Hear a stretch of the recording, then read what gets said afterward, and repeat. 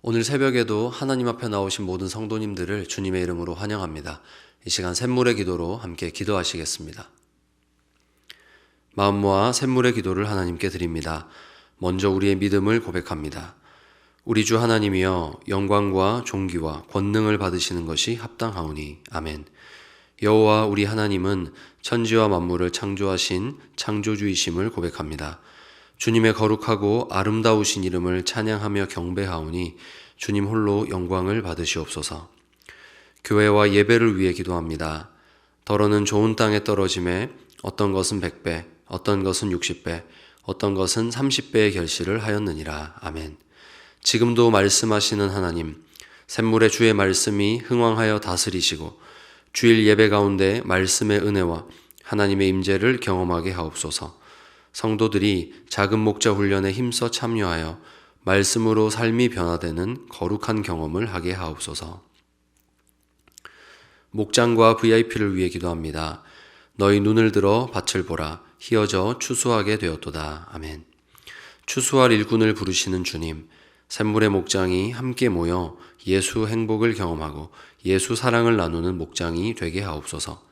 목장마다 한 목장 한 영혼 세례 주기에 동참하여 VIP를 품고 기도하게 하시고 사람을 남기는 샘물이 되게 하옵소서. 다음 세대와 성도들을 위해 기도합니다. 여호와로 인하여 기뻐하는 것이 너희의 힘이니라. 아멘. 우리의 힘과 능력이 되시는 하나님, 우리 자녀들을 주님께 의탁합니다. 혼탁한 세상에서 주님의 말씀대로 믿고 주님의 말씀대로 살아가는 믿음의 세대가 되게 하옵소서. 어릴 때부터 하나님을 알고 사랑하게 하시고 하나님을 경외하는 청년들이 되게 하옵소서. 주님께서 성도들의 건강과 형편을 보살펴 주시고 어떤 상황에도 하나님을 기뻐함으로 승리하는 성도가 되게 하옵소서. 나라와 선교를 위해 기도합니다. 땅의 모든 끝이여 내게로 돌이켜 구원을 받으라. 나는 하나님이라 다른 이가 없느니라. 아멘. 열방을 구원하시는 하나님, 샘물의 성도들이 가는 선교사, 보내는 선교사로 구원의 하나님을 증거하는 선교적 삶을 살게 하옵소서. 이 나라에 하나님의 정의와 공의가 세워지게 하시고 갈라진 이 나라가 복음 안에 하나가 되게 하시며 나라의 갈 길을 인도해 주시옵소서. 우리의 힘과 도움이 되시는 예수님의 이름으로 기도드립니다. 아멘.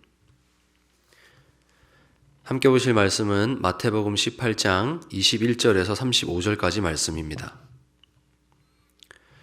그때에 베드로가 나와 이르되 주여, 형제가 내게 죄를 범하면 몇 번이나 용서하여 주리이까? 7번까지 하오리이까?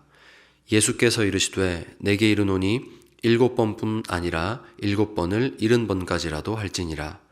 그러므로 천국은 그 종들과 결산하려 하던 어떤 임금과 같으니 결산할 때에 10,000달란트 빚진 자 하나를 데려오매 갚을 것이 없는지라. 주인이 명하여 그 몸과 아내와 자식들과 모든 소유를 다 팔아 갚게 하라 하니 그 종이 엎드려 절하며 이르되 내게 참으소서 다 갚으리이다 하거늘 그 종의 주인이 불쌍히 여겨 놓아 보내며 그 빚을 탕감하여 주었더니 그 종이 나가서 자기에게 100데나리온 빚진 동료 한 사람을 만나 붙들어 목을 잡고 이르되 빚을 갚으라 하매 그 동료가 엎드려 간구하여 이르되 나에게 참아주소서 갚으리이다 하되 허락하지 아니하고 이에 가서 그가 빚을 갚도록 옥에 가두거늘 그 동료들이 그것을 보고 몹시 딱하게 여겨 주인에게 가서 그 일을 다 알리니 이에 주인이 그를 불러다가 말하되 악한 종아, 네가 빌기에 내가 네 빚을 전부 탕감하여 주었거늘 내가 너를 불쌍히 여김과 같이 너도 내 동료를 불쌍히 여김이 마땅하지 아니하냐 하고 주인이 노하여 그 빚을 다 갚도록 그를 옥졸들에게 넘기니라. 너희가 각각 마음으로부터 형제를 용서하지 아니하면 나의 하늘 아버지께서도 너희에게 이와 같이 하시리라. 아멘. 이 시간 말하지 않아도라는 제목으로 하나님 말씀의 은혜 나누고자 합니다. 천국은 하나님의 집입니다. 그분의 통치와 그분의 사랑이 가득한 집이 천국이라고 표현할 수 있습니다. 본문은 말하지 않아도 나타나는 그 집의 자연스러움에 대해서 말씀합니다. 오늘 말씀을 통해서 하나님의 집에서 일어나는 자연스러운 일은 무엇인가 함께 나누고자 합니다. 첫째는 질문입니다. 우리가 어디 밖에 나가서 못하고 아무 데서나 할 수 없는 질문들을 마구 쏟아내는 곳, 바로 가정입니다. 하나님의 집에 사는 이 베드로의 질문은 꼭 이런 어린 아이의 질문과 같습니다. 아이가 하는 질문에는 특징이 있죠. 자신이 듣고 싶은 대답을 마음속에 다 가지고 부모님에게 질문합니다. 21절에 보시면 주여 형제가 내게 죄를 범하면 몇 번이나 용서하여 주리이까? 7번까지 하오리이까? 당시 사회에서 통용되던 이 인내의 기준은 3번입니다. 남에게 해를 3번이나 입혔다면 그 사람은 한 대 맞아도 할 말이 없다라는 이런 기준이 3번까지입니다. 사실 이것도 훌륭한 인격이죠. 3번이나 그것을 참아낸다는 것은 참 훌륭한 인격입니다. 그런데 베드로는 그래도 내가 주님의 제자인데 사회 통념보다는 좀 더 높은 기준이 있어야 되겠다 싶어서 주님께 7번까지 제가 참으면 되겠습니까? 여쭤봅니다. 그런데 이 질문에 답이 있습니다. 베드로가 7번을 참은 뒤에 무엇을 하겠다는 것입니까? 합법적인 복수를 하겠다는 겁니다. 7번 용서하는 동안에 그 마음속에는 딱 한 번만 더 선을 넘어라 하면서 8번째의 휘두를 이 복수의 칼날을 갈고 있다면, 이런 사람이 하는 용서는 6번, 7번 되는 용서라도 사실은 용서가 아닌 것입니다. 우리도 주님께 이런 질문을 던지죠. 주님, 제가 여기까지 참았으면 많이 참았죠? 어디까지 참아야 됩니까? 우리가 계속해서 주님께 묻는 이유는 사실 그 마음속 깊숙한 곳에 용서가 싫기 때문입니다. 그런데 여러분, 우리는 이런 의도가 뻔히 보이는 질문을 하는 이때에도 사실 천국을 경험하고 있다는 것을 아십니까? 이런 속이 뻔히 보이는 질문을 주님께서 받아주시는 자체가 주님께서 가지신 천국의 인격입니다. 우리가 용서하기 싫어서 꾀부리는 것, 꿀밤 한 대 맞아도 전혀 이상할 것이 없는 우리들을 용납해 주시는 주님, 그분이 바로 우리의 천국입니다. 천국은 하나님의 법을 기계처럼 수행하는 존재들이 사는 곳이 아닙니다. 처음에는 하나님, 저희가 도대체 왜 형제를 용서해야 됩니까? 나에게 해를 입히는 죄를 짓는 사람을 왜 용서해야 됩니까? 질문했던 자들이 변화되어서 이 용서를 마음으로부터 순종할 수 있을 때까지 그렇게 자랄 충분한 여유와 대답이 제공되는 곳, 그곳이 천국입니다. 그러므로 겉으로만 사람 좋고 거룩한 척하는 인생보다 솔직하게 주님 앞에 나아가서 마음을 꺼내어 놓고 질문하는 그런 성도님들 되시기를 바랍니다. 주님, 도대체 이해가 안 됩니다. 주님, 이 형제를 제가 왜 용서해 줘야 됩니까? 질문할 때 그런 우리를 사랑스럽게 보시고 받아주시는 그 주님을 먼저 만나는 이 새벽 되시기를 바랍니다. 둘째는 무한 용서입니다. 우리가 무한리필 고깃집의 무한은 사실 믿을 수가 없습니다. 그때의 무한은 고기가 무한한 것이 아니고 끝까지 먹고 있는 사람을 어디까지 두고 볼 수 있느냐 하는 사장님의 인내의 한계까지가 무한이기 때문입니다. 베드로의 질문에 있어서 예수님께서 용서의 한계를 정해주신 것은 22절에 7번뿐만 아니라 7번을 70번까지라도 할지니라 이렇게 하셨습니다. 주님 보시기에는 이것이 무한입니다. 주님은 7번이란 용서의 횟수를 490번까지 늘리신 것이 아니라 이 말씀으로 무한히 용서해야 된다 말씀하십니다. 천국은 무한 용서가 자연스러운 곳입니다. 누가 나에게 입히는 해를 빚으로 보자면 7번 참는 것도 대단한 일이죠. 그런데 도무지 믿을 수 없는 이 무한 용서가 도대체 어떻게 가능한 것일까요? 주님께서 이야기로 말씀을 해주십니다. 어떤 임금이 자신에게 빚진 종을 불러옵니다. 그 종은 무려 10,000달란트를 빚지고 있었기 때문에 그 자신뿐만 아니라 가족과 모든 소유를 다 팔아야 할 처지에 놓였습니다. 그래도 갚을 수 없는 돈입니다. 이 10,000달란트는 청중들이 이야기를 들었을 때 정말 비현실적이라고 느낄 만큼 큰 금액입니다. 갚아야 되는 자 입장에서는 이것은 도저히 갚을 수 없는 무한과 같은 의미였습니다. 빚도 희망이 보여야 갚아나갈 텐데 시간이 갈수록 더 무거워지는 이 무한의 빚 앞에서 꼼짝없이 이 사람은 죽게 생겼습니다. 그런데 주인이 어떻게 하였습니까? 27절에 그 종의 주인이 불쌍히 여겨 놓아보내며 그 빚을 탕감하여 주었더니. 여러분, 종이 탕감받은 이유가 무엇입니까? 주인이 그 종을 불쌍히 여겼기 때문에, 오로지 주인에게서 나온 긍휼의 마음 때문에 탕감받은 것입니다. 천국은 도무지 근거를 알 수 없는 긍휼로 나를 대해주시는 아버지의 인격을 경험하는 곳입니다.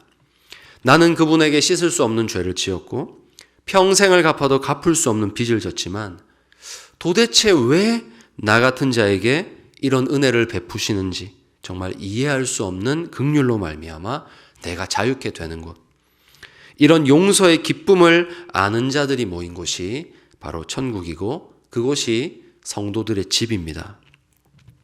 그러니 우리 아버지 집에 가풍이 살아있는 곳에서는 그곳이 어디서든지 용서가 자연스럽습니다. 바라기는 우리 샘물에 들어오는 그 누구라도 나 같은 죄인을 용서하신 우리 하나님 아버지의 크신 긍휼을 샘물의 형제 자매들로부터 동일하게 느낄 수 있게 되기를 바랍니다. 이런 천국의 가풍을 세워가는 우리 샘물교회가 되기를 축복합니다. 마지막 셋째로 아버지를 닮아가는 일이 나타납니다. 가정교육이란 함께 살면서 부모님의 모습을 그대로 닮아가는 것이라고 저는 생각합니다. 그러므로 우리 아버지의 긍휼을 깊이 느낀 자녀의 삶에서 그 아버지의 긍휼이 똑같이 나타나는 것은 너무나 자연스러운 이치입니다. 그래서 아들을 보면 아버지가 보이고 딸을 보면 어머니가 보이는 이런 말이 나온 것 같습니다. 주님의 예화를 보면 주인은 용서를 베풀면서 내가 너를 용서해 주었으니 너도 용서하는 인생을 살아라 말하지 않습니다. 그 어떤 조건도 없는 탕감을 베푼 것입니다. 아마 탕감받은 사람은 새롭게 태어났다고 해도 과언이 아닐 만큼 너무나 기쁘고 행복했을 겁니다. 나에게 마땅히 돌려받을 것이 있었던 자가 그것을 돌려받기를 포기함으로써 내 인생이 온전히 내 것으로 돌아온 것이죠. 자유를 누리게 된 겁니다. 그런데 이 종의 다음 행보를 한번 보십시오. 이런 긍휼과 자유를 경험해 놓고서는 자기가 빚진 것에 비하면 얼마 되지도 않는, 비교조차 할 수 없이 작은 금액을 빚진 형제를 억압합니다. 용서하지 않습니다. 한 번만 봐달라고 무릎을 꿇어도 용서하지 않습니다. 그러자 이 소식을 들은 임금은 그 빚을 탕감해 주었던 사람을 다시 잡아들여서 끔찍한 고문을 받도록 넘겨버립니다. 여러분, 억울하지 않았을까요? 당신이 나를 탕감해 준 것은 그 당신의 마음이었고 당신의 긍휼이었고 나는 내가 당연히 돌려받을 것에 대해서 나의 권리를 행사한 것뿐인데 왜 당신이 이것을 간섭하십니까? 이렇게 말할 수 있지 않았을까요? 임금이 빚을 탕감해 주면서 차라리 처음부터 내가 너를 용서했으니 너도 앞으로 그렇게 살아라 말했다면 아마 덜 억울했을 텐데 한마디 말씀하지 않으셨다가 이렇게 잡아들이시는 거, 이거 부당한 거 아닙니까? 그런데 여러분, 하나님께서 이렇게 하시는 이유, 자녀이기 때문입니다. 주님 말씀은 너희 하나님께 용서받았으니 너희도 용서 안 하면 혼낼 거야, 이런 뜻이 아닙니다. 자녀라면 말하지 않아도 아버지의 마음을 안다, 이것입니다. 닮아간다는 겁니다. 하나님께서 그 크신 사랑으로 나를 용서하신 것을 안다면 내 마음에 그래, 다음에 누군가 나에게 죄를 지었을 때, 해를 입혔을 때 나도 내가 받았던 사랑 기억하면서 이런 천국을 선물해 줘야지, 이런 용서의 천국을 선물해 주어야지, 마땅히 그런 마음을 먹는다는 겁니다. 이런 마음이 일어나는 것이 너무나 당연하고 마땅하기 때문에 하나님은 말씀하지 않으십니다. 사랑하는 여러분, 우리가 누군가를 용서하느냐 여부에 따라서 우리의 구원이 결정된다는 말씀이 결코 아닙니다. 주님은 네가 정말 하나님의 용서를 경험한 죄인이 맞느냐라는 겁니다. 오직 예수님의 생명으로 구원받은 하나님의 집에 사는 하나님의 자녀가 맞느냐 물으시는 겁니다. 여러분께서는 여러분이 정말로 하나님 앞에서 죽을 수밖에 없는 죄인이라는 것을 알고 계십니까? 그것이 확실한데 하나님께서 도무지 이해할 수 없는 사랑으로 나를 용서해 주셨다는 거 여러분 알고 계십니까? 그러면 여러분은 말하지 않아도 다른 형제를, 여러분에게 죄를 짓는 형제를 용서하는 자가 되는 것입니다. 처음에는 이런 용서가 마음에 부담이 있지만 시간 문제일 뿐입니다. 하나님의 용서를 경험한 자는 반드시 이런 용서의 천국을 선물하는 삶으로 나아가게 됩니다. 이제 말씀 맺겠습니다. 하나님께서 우리에게 원하시는 용서, 그것은 횟수를 세고 심판의 칼을 갈면서 형제가 내가 정해놓은 그 선을 넘기만을 기다리는 그런 인내가 아닙니다. 내가 얼마나 큰 은혜를 받았는가를 깨달아서 누가 나에게 빚졌으니 내가 마땅히 그에게 칼을 휘두를 권한이 있지만 그것을 주장하지 않고 내가 받은 사랑을 기억하면서 그에게 똑같이 그런 사랑과 긍휼을 베푸는 것, 바로 이것입니다. 그러므로 사랑하는 여러분, 지금 이 순간에도 우리가 하나님으로부터, 형제 자매들로부터 얼마나 용납받고 있는가를 생각해 보시기 바랍니다. 만약에 하나님께서 지금이라도 제가 하나님께 빚진 것을 다 돌려받겠다 말씀하시고 우리 형제들이 저의 죄를 덮어주었던 것을 다 들추어내어서 저에게 돌려받으려 한다면 저는 아마 부끄러워서 얼굴을 들고 다니지 못할 것입니다.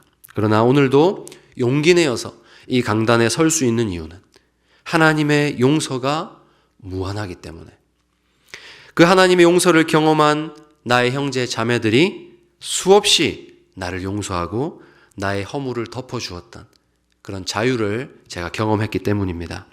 사랑하는 여러분, 그러므로 이 말씀 붙잡고 하나님께서 주시는 능력 받으시기를 바랍니다. 부족한 우리 삶에서도 무한한 용서가 가능합니다.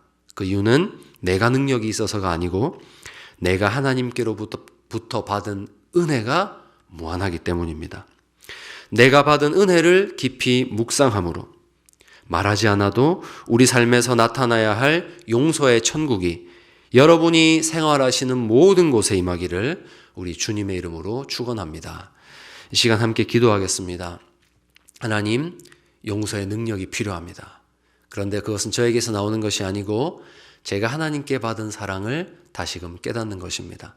하나님, 제가 하나님께 받은 그 긍휼, 용서가 무엇인지 이 새벽에 깨닫게 하여 주시고 저를 통하여서 하나님 나라 이 용서의 천국이 이 땅 가운데 임하게 하여 주시옵소서. 우리 합심해서 기도하겠습니다.